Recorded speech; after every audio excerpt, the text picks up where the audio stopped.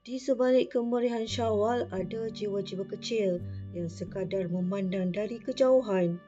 Mereka bukan tidak mahu beraya, namun keadaan tidak mengizinkan, dan hidup sebagai gelandangan adalah ujian.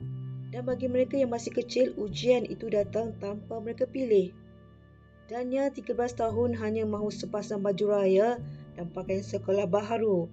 Namun dalam kehidupan yang serba kekurangan, permintaan itu lebih sukar dipenuhi daripada yang disangka. Katanya walaupun beraya tanpa sebarang persalinan baharu, dia, ibu dan adik-beradiknya tetap meraihkan Aidilfitri. Saya teringin nak baju raya dengan buku untuk sekolah. Saya beraya dengan kakak, adik, mak, nenek saya.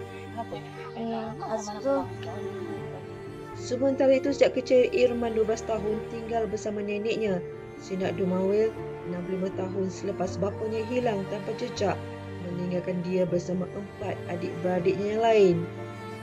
Malah katanya dia tidak berasa sedih walaupun tidak dapat meraihkan lebaran seperti rakan seusianya yang lain. Dengan ibu, ayah tak ada. Ayah pergi ke mana? Dari kecil diorang. Ayah menghilangkan diri. Mana ayah tak ada lah. Sejak lahir? Ya. Setiap kali raya sedih tak? Rasa nak jumpa ayah tak? Ya. Lama, selalunya tiap raya kita datang sini. Datang sini sebab kita tahu di sini memang banyaklah yang orang bagi-bagi ni untuk persediaan raya. Segi baju yang sudah terpakai. Ada juga yang bagi duit raya untuk budak lah. Yang mak-mak tak adalah dia bagi kan. Kadang ada juga NGO bagi barang dapur. Dia bagi macam tu. Selama puasa lah dia bagi. Kalau bukan puasa taklah ramai macam ni kan. Tapi bila tiap-tiap puasa selalulah orang ramai datang sini. Kita pakai. Janji kita boleh bayar sewa rumah. Itu yang penting bagi kita orang lah.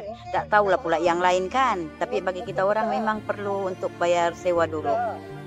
Sebab yang ini 8 orang adik-beradik. Yang tu 5 orang. Tapi inilah yang kasihan yang ramai ini 8 orang adik-beradik.